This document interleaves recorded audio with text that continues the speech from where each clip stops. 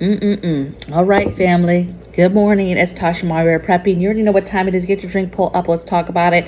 I've got a repeat. I'm going to expand on it a little bit, but I'm going to be talking about food today and how to go about starting stockpiling food, starting to prepare when we talk about food preservation. Some of these ideas that I have, I utilize for all areas that I prep in, so not just food.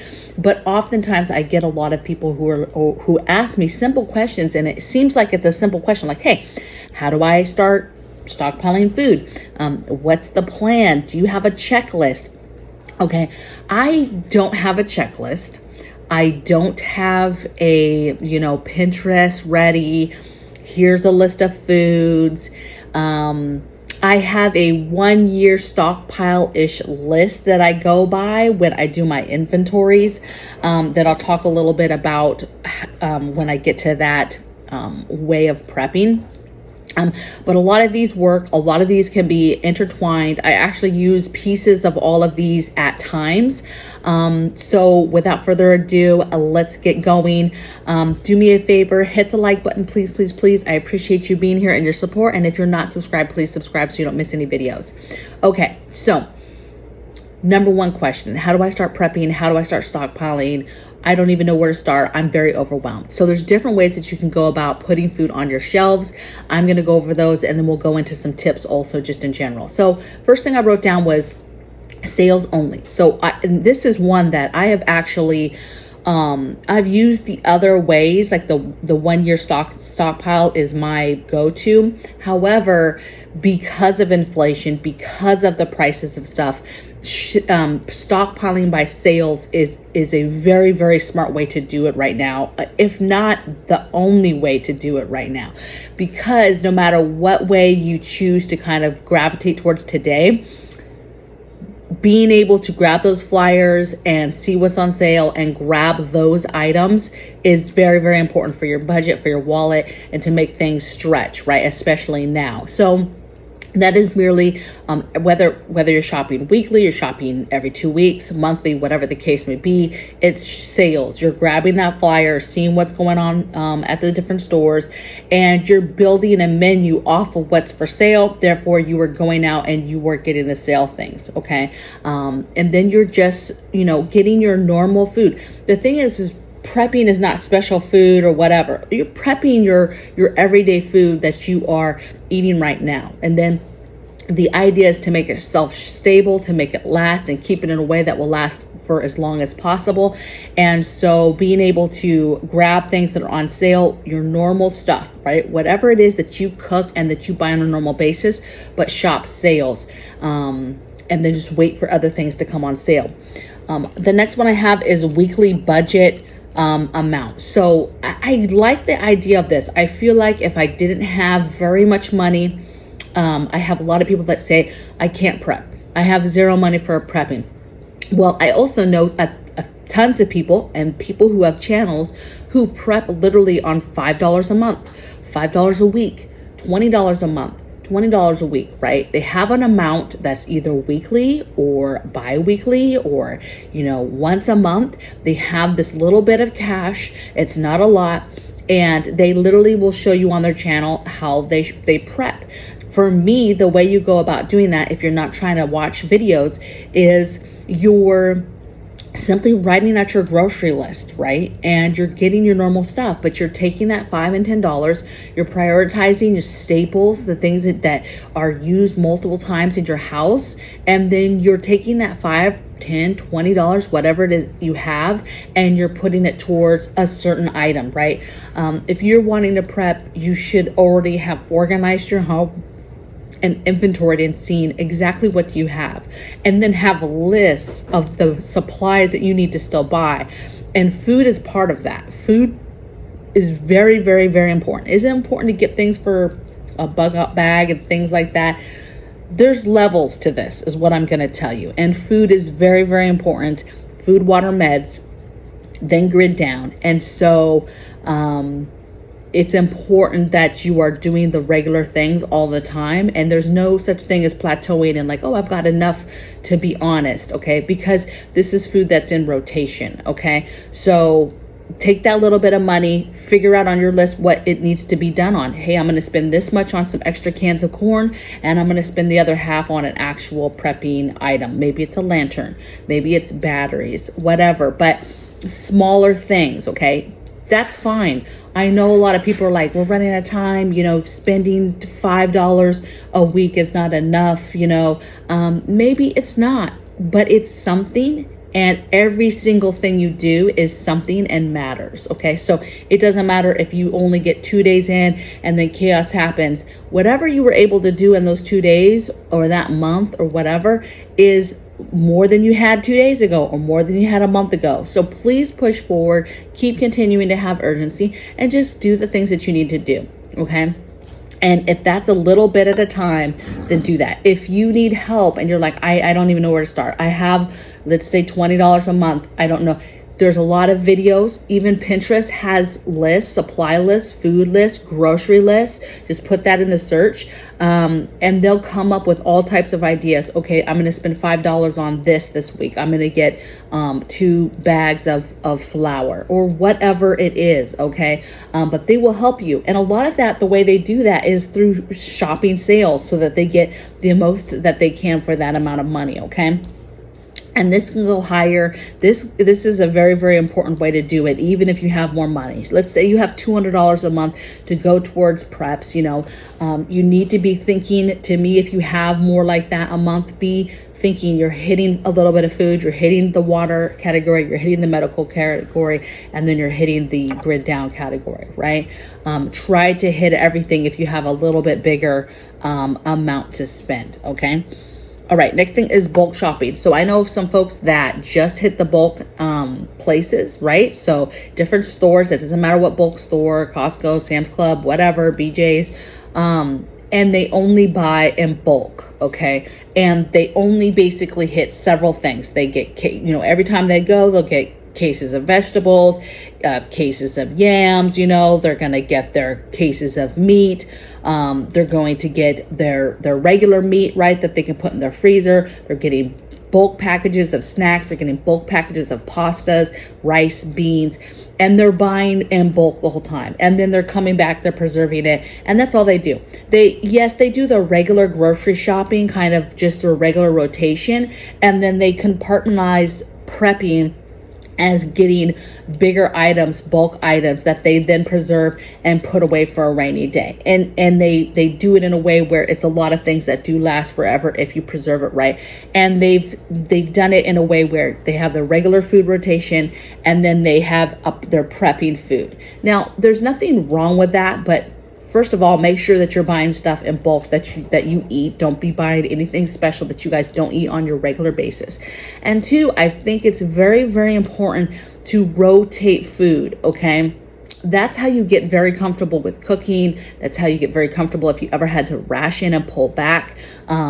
And it just makes sense for stuff that does expire, that doesn't last forever, if you have it in some sort of rotation. So it's not that way is wrong. And some people do bulk like that, and it's part of their regular rotation, right? They do all that, but they have it in a way where, okay, they need a case, they need some green beans, and they're going to start opening the oldest case of green beans that they had from Costco, let's say. Let's say they had 5 cases, right? So I do know a lot of people that get shelving, and they just kind of do bulk prepping, if you will, right? They buy bulk items. They buy their toilet paper in bulk. They try to get even hygiene, maybe not necessarily preparedness items like lanterns and stuff like that, but anything that they can get in bulk, they get in bulk and just keep it like that, because you can get an amount of stuff fairly quickly, right? If you're doing bulking, even if, let's say, you had $200 a month and you went to Costco once a month and it was just to get preparedness items. And this is not a plug for Costco. This can be any place that sells like bulk type items. There's a lot of different places, right? I have a place local that has, that's a bulk type place. A lot of places for restaurants and stuff like that to buy from. But you buy it in bulk, and you will, at that $200, if you're just going to that store and getting those bulk items and you're putting them on shelves like that, because a lot of it is canned stuff, a lot of it is stuff that can just immediately go on the shelf and it doesn't need to be preserved any further, you are going to see an increase immediately, and you're going to feel good because you're going to see that stockpile stock up quickly. You know, obviously that's much more than just buying an extra can or something of different things when you go to the store, but everybody's budget's different, and not everybody, especially now, has $200 extra, okay, not part of your normal food money, to just go to a place that sells bulk and say, okay, I'm going to spend $200 and I'm going to get stuff. And sometimes let's just say it's Costco, Sam's Club, just because I know you can get a lot of other things. And maybe it's like, okay, you get a can of vegetables. This trip, I'm going to get a can of vegetables. I'm going to get some canned meat. I'm going to make sure that I get some warm socks. I'm going to get some body soap. I'm going to get some batteries, and I'm going to see what kind of lanterns they have, right? And then if I have more, I'll get other stuff. That's preparedness type items, wool blankets, or maybe some sort of a case of tomato soup or something along those lines, right? And you can do that, and that will stock up pretty quickly, and you will quickly see, okay, I've got a little bit of stockpile going. And you can go in there with the thought process of just the basics and not getting all the fancy other stuff, and just get the basic stuff, okay? That goes into my next one, which is Great Depression staples prepping. And that's people who, again, do their regular grocery shopping, but they prep Great Depression type staples, okay? Meaning they stock, you know, and preserve big barrels of whole berry wheat or flour or sugar, salt. You know, they have their yeast for being able to make their own bread. You've got wheat germ, you've got lentils, rice, you've got a lot of the basics that you need, some kind of lard, fat, the basics of what you need to just survive, kind of like what our ancestors did, right? They made one pot meals, and then they maybe made some bread, and that was kind of the staple, right? You got your drink, right? Your coffee, and so, or your tea. So the thought process with this type of stockpiling is getting the basics that you know without a fact you could live on. Now, there's some downfalls to this, because again, when we talk about staples, that's cooking, that's clean eating, that's regular food, that's ingredients that you're really stockpiling, right? To then make food, to then make products, to make rolls, to make bread, to make homemade stews, soups, a meal surrounded around rice, or a meal surrounded around beans, right? So you have to be a cook. You have to be somebody who knows how to cook from scratch. But again, this is a way to stockpile stuff and get a lot, because you're only concentrating on maybe 20, 30 products or ingredients. And then you're knowing, though, because you cook, that there's several things that you can make your family and that you guys will survive on that. And then if you add supplemental garden food, greens from your garden, eggs from your chickens, eggs from your quails, maybe you have an animal that you can butcher once a year, like that type of thing. It's very easy to do. And then, you know, folks like that, they do have some sort of regular, you know, rotation of a pantry. And, you know, they do have things that they maybe do. Maybe you pressure can food, you preserve food as well to add to that.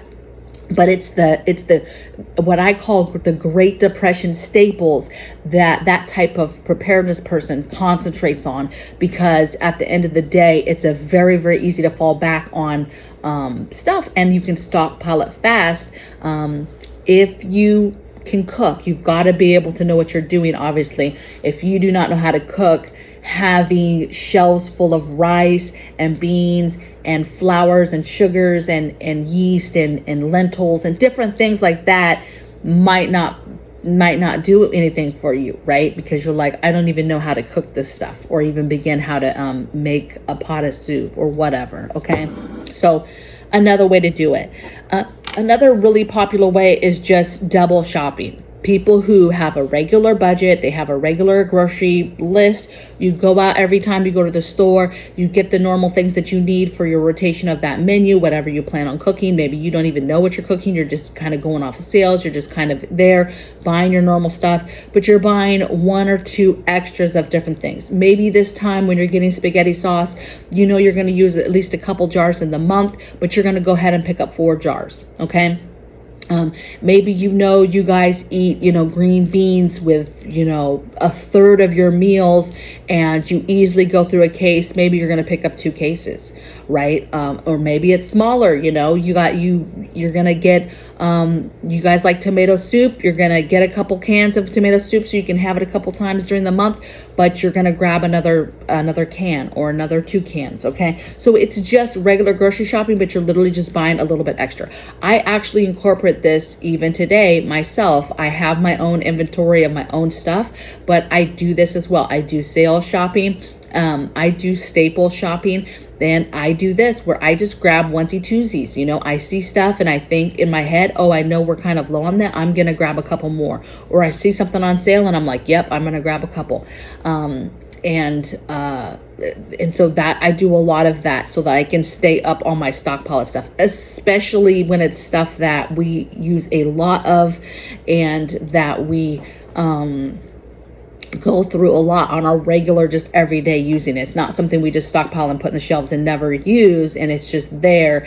It's an item that we actually are going through all the time. And so we're never like the queens of whatever item because we constantly are using it. And so it's something that we need. Okay. Next thing I have is the 2-week menu way. And that is simply coming up with your 2 weeks menu. What are you going to make for the next 2 weeks, breakfast, lunch, and dinner? And then you just double it if you can. Now, this one's a little bit harder because you have to have that extra money. But if you do, an easy way is just to plan out what your family is going to eat for 2 weeks. And then when you go grocery shopping for that, just double everything, right, that you're buying. Buy one more or buy whatever, doubled of whatever it is.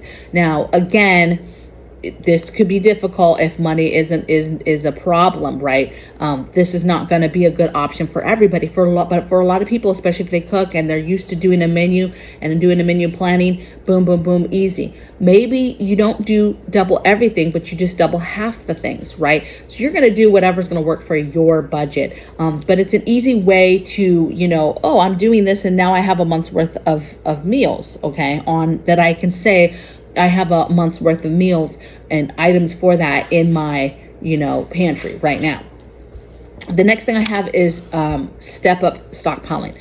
This is a very popular one for people who are brand new, and that's having a timeline goal, right? Saying, okay, I'm going to get a month's worth of everything. I'm going to get a month's worth of body wash and all my hygiene items.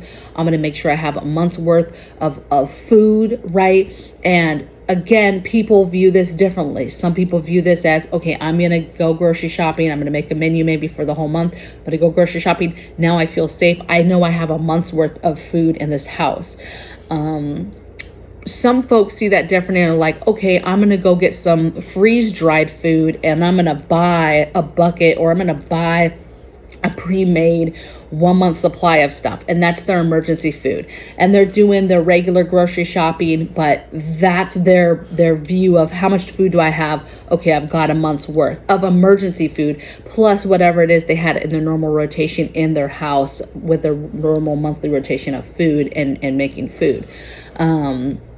I don't think that either one is wrong, but again, I think it's important to get in the habit of rotation, and which you are doing if you're doing that. And 2, if you're going to start doing that, the most important thing to do when you're buying those buckets or you're buying those kits that have already pre-made food and they're dry freeze, it's going to cost you some money if you want to do it right, because you want to be able to open one of those up. You need to taste that food. You need to taste their products, taste their different meals, taste them all too, okay? Don't just taste a couple things and like, well, a couple things were good. The mac and cheese was good. This was good. And then this whole bucket with these other 40 meals in there and they're trash, right? So to be honest, you need to be able to go through whatever it is, a kit, a bucket, whatever you did, and have one that you guys go through and cook and make sure that your family's going to eat, okay?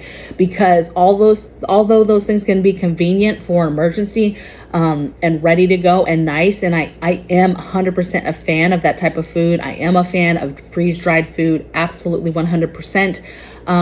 But you need to know what you're getting. You need to know how many calories are in it, what is in it. It's just like buying food on the thing. You need to be very wary of what is in it, how is it made, and very, very important is how does it taste, okay? Some of those food companies, the food is just absolutely disgusting, okay? And it's not good, and I would not want to eat it in good times, let alone bad times. I don't know about you, but I still want to be able to eat quality food during chaos. We might not be eating as much food, but I want to be eating food and not feel like I'm eating slop or something that, you know, some kind of roadkill. I want to be eating food, okay? And know what it is that I'm eating. But getting back to the thing, stockpiling, that's, you make a goal of 1 month, right? And you do that. You have that, and then you move on to your next goal. Maybe it's going to be 3 months or 6 months. You're going to accumulate that, but that is across the board. So if a month is your goal, you're going to get a month's worth of food. You're going to make sure you have a month's worth of water, which is not the easiest, especially depending on where you live, okay? I'm telling people now that 2 gallons of water per person per day is what you need, okay? And that's drinking water. That's not even water to do dishes or laundry or to wash your body and take a shower or, you know, think about the animals, all of that. So that's 2 gallons per person and animals/livestock, okay? And that's not the easiest to do depending on where you're at, but it can be done, okay? But it takes a while because and it takes some money because you do have to, you know, it's a combination, buying water, but buying containers, filling it, treating it, doing all that good stuff, okay? And then medicine. Now, medicines, it's hard to say, oh, I want a month's supply. Well, just think of all the things that you guys use on a regular basis and just go out and get 1 bottle of it, okay? Unless there's something that you know you go through several bottles of or several of something because of an ailment or something. Okay, of course, then how much of that do you take for the ailment and get that said item and get a month's worth, right? But get a bottle of everything across the board and just get your basics, your ear stuff, your eye stuff, your indigestion, your stomach stuff, you know, your basic diarrhea, constipation, you know, your basic stuff, basic pain, basic over-the-counter items, medical, right? But then you need medical kit. It's okay to buy a medical kit, you guys, but you really need to expand on a medical kit. It does not stop by you get a medical kit. I don't care if it's a pretty nice size medical kit bag. That's a great way to start, but medical always needs to be something that you are expanding on and adding to. And so you're going to want to get a dresser, organize it, and start filling your dresser drawers with various things that you know in a medical situation you're going to always need more of. You're always going to need bandages. You're always going to need Band-Aids. You're always going to need Neosporin. You're always going to need different cut and abrasion type things. There's certain things that you're always going to need. Creams, burn creams, right? So you're going to want to make sure that you have all those things, all the basic stuff, tourniquets, everything, okay? But you know, you're going to do that in a capacity across the board 1 month, right? 3 months, 6 months, a year. You're making the timed goal of what makes sense for your budget. And then the last one is my favorite, and that's the yearly stockpile. And that's merely just taking some pieces of paper, writing down the different areas in your home. 1 paper is hygiene, 1 paper is food, 1 paper is maybe grid down stuff. Maybe it's alternate cooking section, you know, whatever, right? And you have all your lists. And then you're merely you're organizing and you're taking an inventory, however often you do that, of how much you have everything. And my goal is to constantly, always, even rotation, is to have a year's worth of most things. Now, I just said a minute ago, there's lots of things I don't have a year's worth of. Tons of stuff, you guys. But I try with our everyday, no matter what we're using this stuff, try to keep a year's worth. This is simple. This is, let's say you use, you're writing out all the items. Let's say you're writing down all of the things hygiene-wise you guys use. Your toothpaste, your body wash, your deodorants, maybe some lotion, whatever it is, whatever the item is, foot powders, baby powders, It doesn't matter, whatever it is, but you're physically writing that down. Then you're doing an inventory of how much you have. I always use body soap as a thing. Let's just say your family uses one big bottle of body soap a month. You're going to write that, and you're going to write however much you use for a month, let's say 12, and then you're going to see how many you have. Okay, and you're simply going to say, okay, I have 6 and my goal is to get 12. And so you're concentrating. So before I go shopping, whatever money I have for what my budget is, I'm looking at the list. I'm seeing how much I need of stuff. Sometimes I think of this very forward thinking, and I think, okay, I have a little bit of money. I'm going to go out and get some preps, and I'll just glance at it. So I kind of know where my holes are before I go, and then I'll look for sales and try to fill it. So maybe I find body wash on sale and I'm able to get 6 more bottles, and now I'm done. Now there's no more buying body wash from a store unless I see just some insanity of a sale. I'm not getting it again, right? Or sometimes I'll pick things or an area. Maybe I pick hygiene, right? I have a little bit of money and I pick hygiene for this month. I'm going to prep hygiene. I'm going to look on my hygiene sheet and I'm going to see what I'm missing. Oh, I'm really low on toothpaste, and I'll get that. And my goal is always to try to get to the year mark. And then I know that I have stuff, and then I know when I'm out and about, oh, I don't need to get that. I don't need to get that. I don't need to get that, because I know I've got a year's worth of it. And then you can concentrate on other stuff. Let's take medical, for example. I have a lot of medical stuff. Medical preps to me are very, very important. I'm getting into holistic stuff, but let's say I get to the point where I feel pretty comfortable with my medical preps. I'm feeling pretty good. Sometimes I'll go to a medical aisle and I'll just look in the aisle. Then I'll just glance and see the different meds, the different things for different things, different ailments. And I'll just go, because sometimes when things don't happen to you and your family every day, you don't realize there's something, a very good product for taking care of something. And if you don't have that thing happen in your family, it's like you want to get in your preps, at least one package of it, one bottle of it. And because it doesn't happen, you don't think about it. So sometimes I go to the medical area just to be like, oh yeah, I need that. I need a couple bottles of that. Of course I need that, because if something happens and I need to have that, it's very important that I have it. But because it hasn't happened recently, it's not on my forefront. It wasn't something I wrote down on my medical list. Excuse me, yada, yada, yada. Okay. But I like that stockpile type of way, right? And even now, there's times where I've been doing this for so long that I don't even look at that thing, right? I just know I have this much. I know I have approximately this much. I know I have this much. Oh, wow, I'm low. That's how sometimes I go and, I'll go in a drawer for something, let's say batteries, and then before I know it, we're like super, super low, right? And I'm sitting there like, hubby looking at me like, I thought we prep, just, saying nonsense just to see if he can get under my skin, right? Everything's fun and games. But there's different ways to do this, is my point, right? And I think that there's not like a one set way. There's videos where people boast, hey, watch my video, I'm going to show you 1 year's worth of food. And people will, and they list the food, and then people will then just use that video as a starting point, and they will get all those items. They have the money to do so, and they will buy everything that was on that video that person showed, and then they'll feel good because they got those items. To me, that is just staples prepping, right? That is just the basics. That's somebody who did the math, did the basic items that you need to kind of ingredient cooking, right?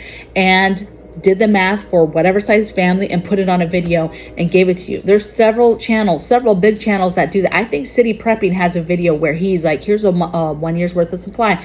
I even think Canadian Prepper, I think I saw one time he had a video with a bunch of buckets, and I think he was boasting that these are the numbers you need for, a certain amount of food. I think Magic Prepper did one where he was like, this is what 1 year's worth of rice for one person, 300 calories a day looks like, right? For a man that's working outside, like he showed how much that looks like in buckets, and it was a lot. And I think that people can learn from these videos and see what that amount of food looks like and how certain people are doing it. And then there's other channels that break it down and do different things. And so I think that there's something to glean, to get from all these folks. There's books that you can, buy that show you, how to break down and keep food and stockpile food. And I'm not really a math person, so I'm not the one that has some sort of calculator or some kind of Excel sheet that shows me, oh, I've got this much rice. It will feed us for 3 months. I don't have that. Okay. I'm actually pretty bad with inventory, even though I definitely do it from time to time, because it's extremely important to know where you stand with items, with food, with water, with everything. And so, even though I'm not the best at it, it's absolutely sound advice. Now let's get into tips. Just was saying, organizing an inventory is very, very important. Okay. So even if you're like me and you don't do it as often as you should, when you do it, you are going to get extreme benefit and value from doing that. So do that. Organizing is important, because when you organize, you realize you have, one, way more space than you thought you might have had because you've organized it and cleaned it. And then two, you can clearly see stuff. So even if you don't necessarily take a piece of paper and inventory, you can physically see things that you have, and you've organized them in a way to where, okay, now I don't have this item in different closets throughout the house. I have it in this one area and I can clearly see how much I have. Okay. Put it away right away. I don't know how many videos I've seen where people buy bags and bags and bags of cool preps, cool food, cool whatever it is, and they're showing their viewers on maybe a YouTube video or whatever, and those bags then just go in the extra bedroom on the floor. They get thrown in a closet, or they get, I'll do it later, and then they don't get put away. And then you're going out and you're getting more stuff and it doesn't get put away. And before you know it, you're extremely overwhelmed because nothing is organized. You don't know what you have because it's everywhere. It's all over the house. It's in different bags, and you have no idea what's what. And so putting stuff away right away is really important. Okay. Preserving it, or putting it up in a way that makes it last the longest. Chips, crackers, stuff that you buy in bulk like that because you are a preparedness person, your family eats it, and you bought 6 months worth of it. Well, it's not necessarily going to last 6 months, is my point. And so there's stuff that you need to put into airtight containers, whether that's glass, whether that's plastic, it doesn't matter, airtight. Okay. Whether it's you're putting in glass and you're taking the air out, whatever it is, but you need to be preserving stuff and keeping it in a way that makes it last as much as possible, if not shelf stable, meaning once you put it in that glass jar and take out the air, it will last forever. Okay. So whatever item it is, whatever ingredient it is, food item it is, put it away in a way that's going to last forever. Even something as simple as meat, putting that in actual freezer bags, and sucking the air out and that thick freezer bag material, right? And vac sealing it and putting it in is 10 times better than just putting it in there in the packaging that it comes in. That is not conducive for freezers, even though everybody around the world does that, to include me at times. But that meat will last 10 times longer when you vac seal it and put it in there in that way. Okay. Wrap it, whatever you're going to do. Okay. Prioritize other areas, right? So obviously we talked really heavy about food today, but a lot of this stuff works for all different areas. So you literally, if you've done grid down and you've broken it out in your different areas, okay, here's my alternate cooking stuff, cleaning stuff, here's hygiene stuff for grid down, here's medical stuff for grid down, whatever, all the different areas.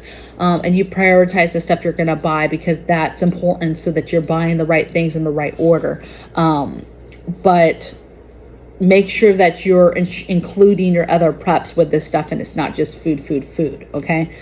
And then the next thing I have, and then I'm just talking about meds, grid down. I just said that. So that was part of the last tip.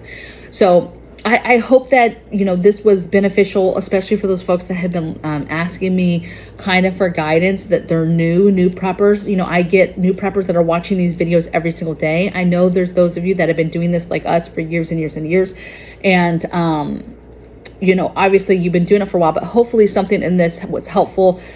Please share out the video, because this is the type of stuff that will help families survive, okay? And money and your budget, whatever it is you're doing, is going to fit one of these ideas, one of these ways of starting to stockpile. I know for those of you that have been doing this for a while too, and have kind of find your way and your little niche of how you're doing it, share that in the comments, because people read that and they learn stuff. But keep doing the do. Try to not be panicked and get overwhelmed, but the more organized you are, the more you inventory, the more you have a plan of how you're going to execute and move forward with stockpiling food and water, meds, whatever, that you will feel better, right? You'll feel more prepared the more you do it. When things happen, it won't be as crazy. And you will, the longer you do it, the more secure you feel, right? And some people are still feeling the stress and still feeling the heaviness, but that's because of the outside world, the outside source of things are just crazy and chaotic. And if you just concentrate on the things you need to do and learning skills and learning how to be self-sufficient, you're well on your way, and it doesn't even matter. Just block out the noise and press forward. Okay. So I hope you guys have a great day. It's super, so we're going to get some super cold temperatures this week. 20s. The end of the week, we're getting down to like 5-degree weather. It's going to be very cold. It's clear though. Might have some snow in there some days. But it's going to be a pretty cold week. Pops. So Pops is breathing on his own, off the ventilator, off the blood pressure meds that were increasing his blood pressure. They found, you know, a cyst that was a softball size that they started draining a day or so ago. That was not cancerous. They're still waiting for the blood infection information to come back to exactly see, but they're pretty confident that that was what was causing the infection and caused the sepsis.